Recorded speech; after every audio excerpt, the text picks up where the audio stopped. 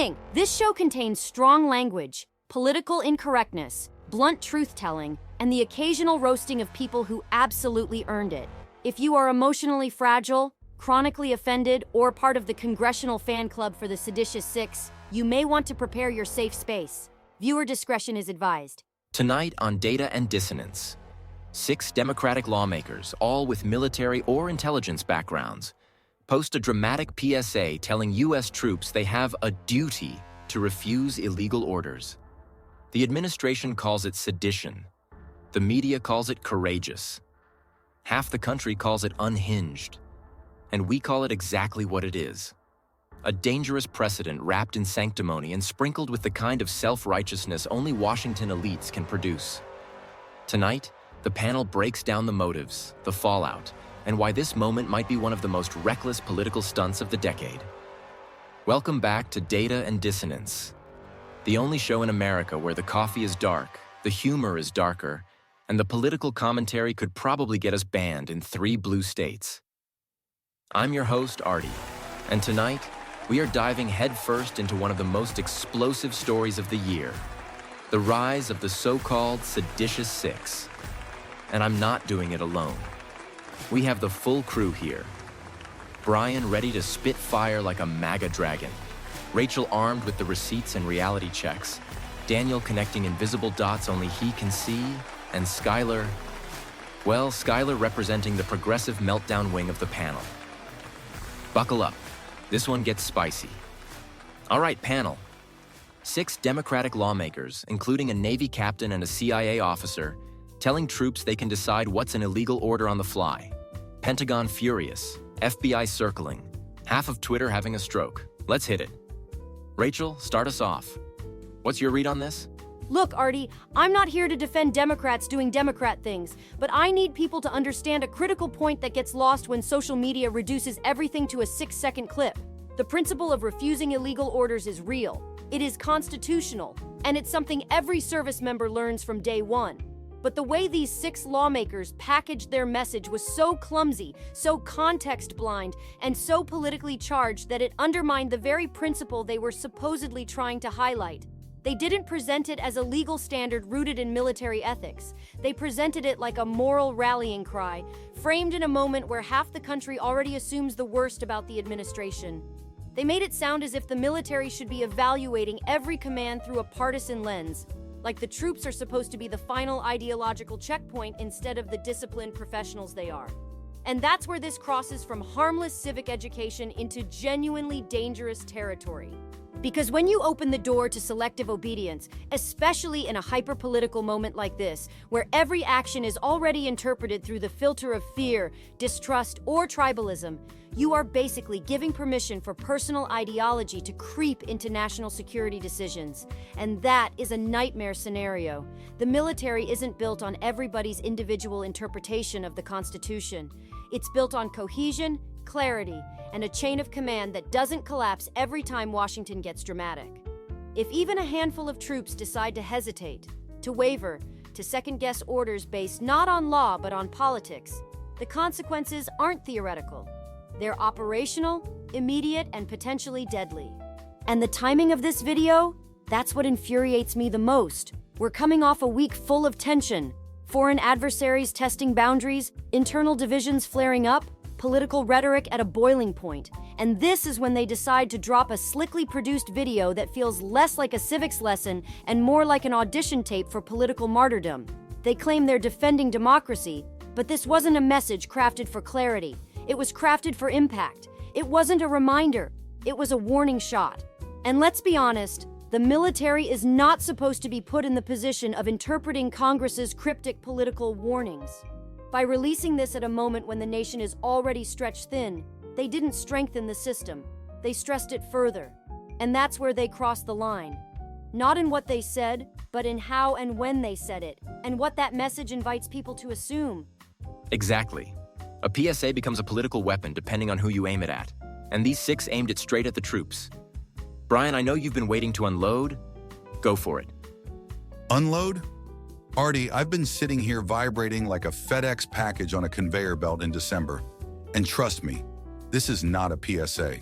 This is political sabotage wrapped in soft lighting, dramatic piano music, and the kind of smug, moral superiority narration that only Democrats with security clearances can deliver.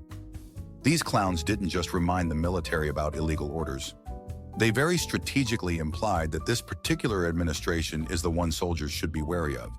They're too cowardly to say it openly, but every frame of that video was basically a giant blinking neon sign saying, "Hey troops, hint, hint, you know who we're talking about." And the craziest part, people on the left eat this stuff up, acting like these 6 lawmakers just delivered the Gettysburg Address instead of lighting a fuse on one of the touchiest constitutional boundaries we have. And the fact that 2 of them were officers, that makes this even worse. They know the psychological impact a message like this has on morale, unity, and discipline. They know the military isn't a debate club where you stop mid-mission to interpret philosophy. If they truly believe what they're doing is noble, then they've detached from reality more than I thought. But here's the part that really boils my blood. This wasn't about the Constitution at all.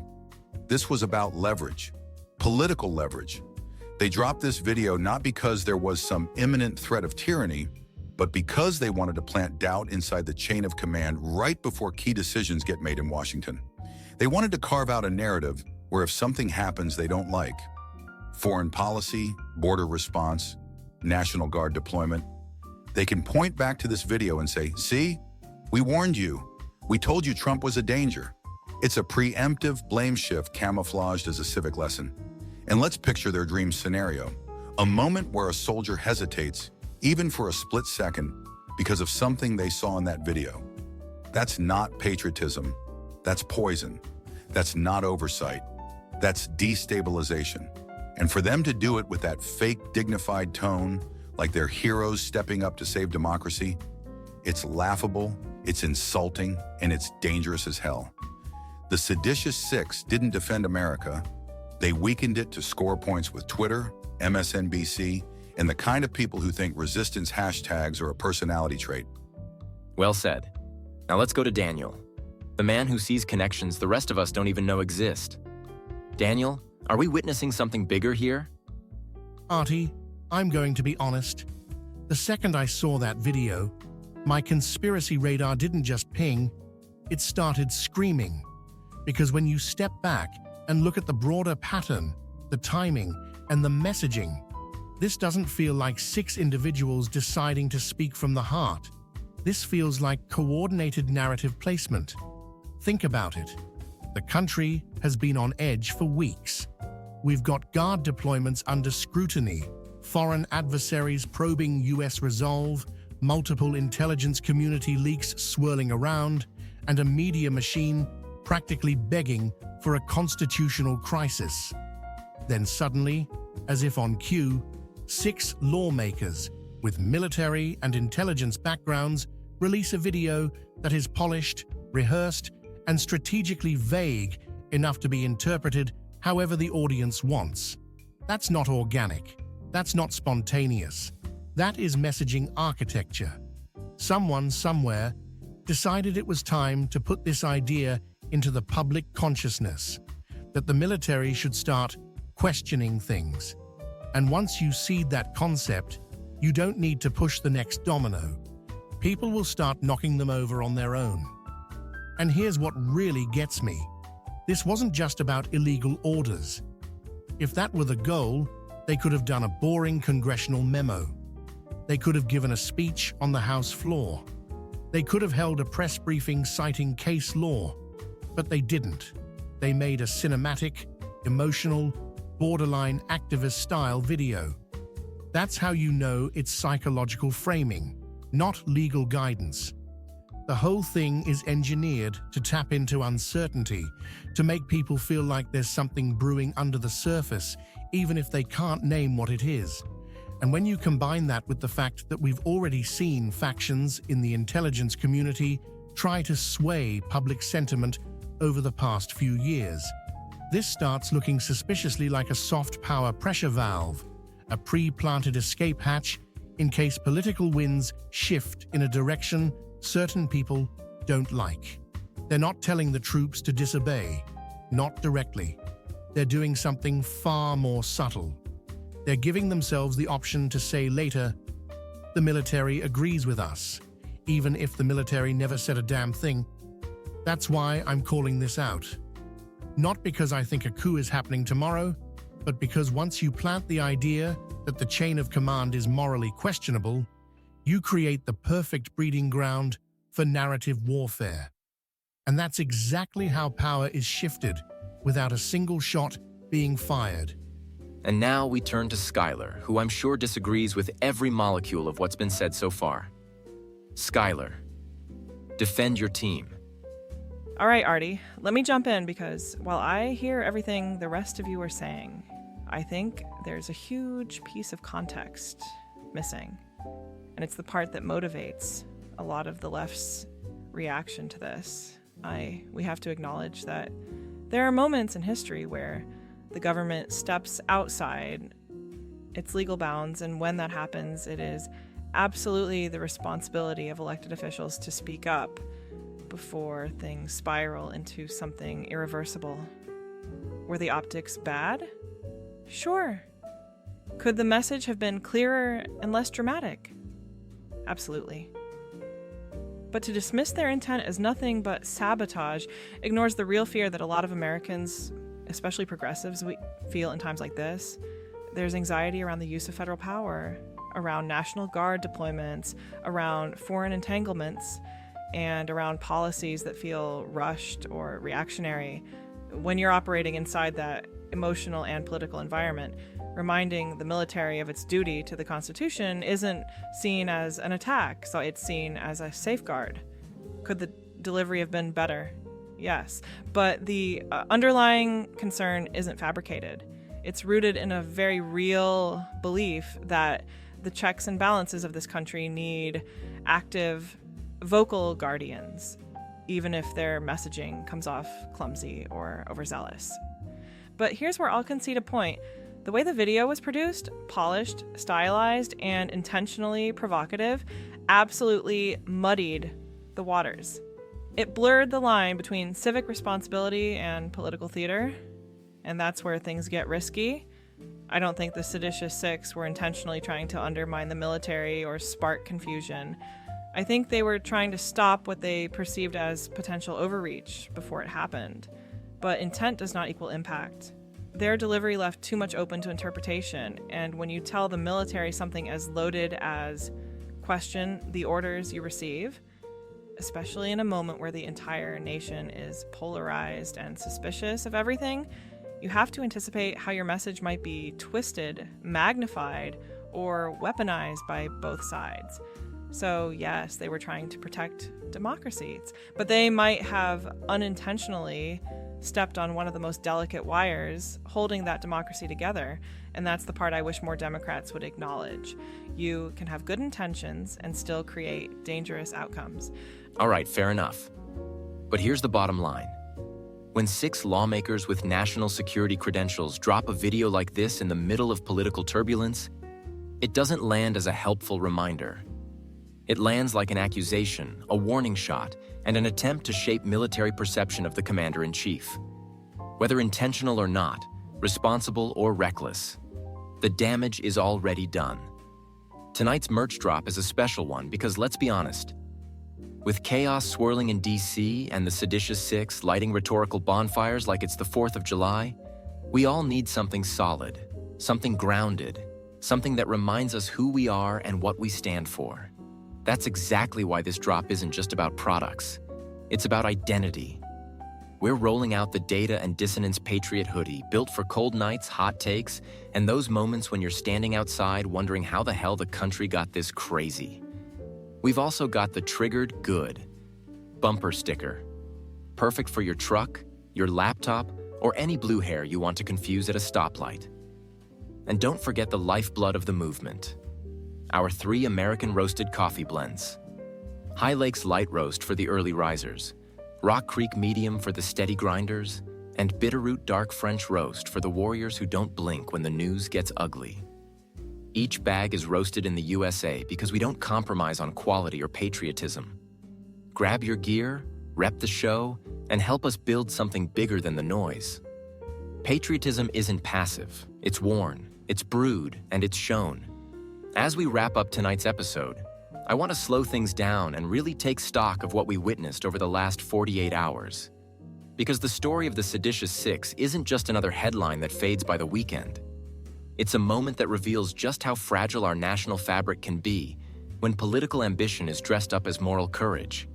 These 6 lawmakers didn't just speak to the troops. They spoke for the troops, inserting themselves between the chain of command and the men and women who swear an oath not to a political party, not to a social movement, not to whatever hashtag trends this week, but to the Constitution itself. And when elected officials, especially those with experience inside the military and intelligence communities, decide to blur that sacred line, even with polished camera angles and patriotic rhetoric, they are playing with the most dangerous force in American life, the trust between civilian authority and our armed forces. What they did wasn't brave.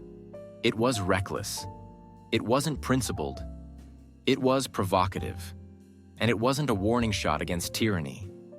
It was a warning shot against stability.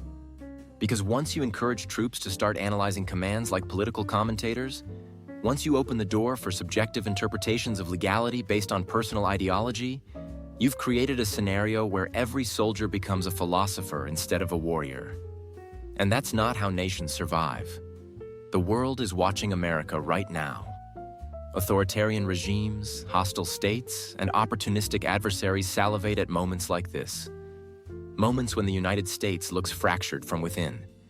Every crack we leave unsealed becomes an entry point for someone who wants to see us fall. And the Seditious Six, whether knowingly or not, handed them a crowbar. But here's where I land at the end of the day. America has been through storms far worse. We've weathered incompetence, division, corruption, and even violence. But we survive because enough people, regular people, not elites, refuse to lose faith in the foundation beneath them. And that foundation is still stronger than the people chipping at it. So tonight, as we sign off, remember this. Our job isn't to panic. It's to stay vigilant. Our job isn't to match the chaos. It's to bring clarity.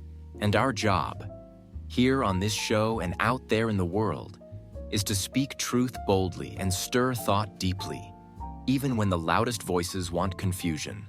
Stay sharp, stay aware, and as always, speak truth, stir thought. Tonight's episode is proudly brought to you by the Caleb Rourke Thriller series, the pulse-pounding universe that dives into the shadows of espionage, political deception, and the high-stakes battles no one else dares to talk about. If you want a break from real-world insanity but still crave the adrenaline and intrigue that defines our era, these books are your escape hatch. Start with the Covenant Protocol, where the conspiracy burns slow but hits hard, then move into the Prophet Directive, where the truth gets darker, deeper, and deadlier. And make sure you're ready for the next chapter, Black Echo Rising. Coming soon, bringing a new wave of suspense, intelligence warfare, and the kind of storytelling that mirrors the world we're living in right now. Get the books, support the show, and dive into a world where heroes actually fight back.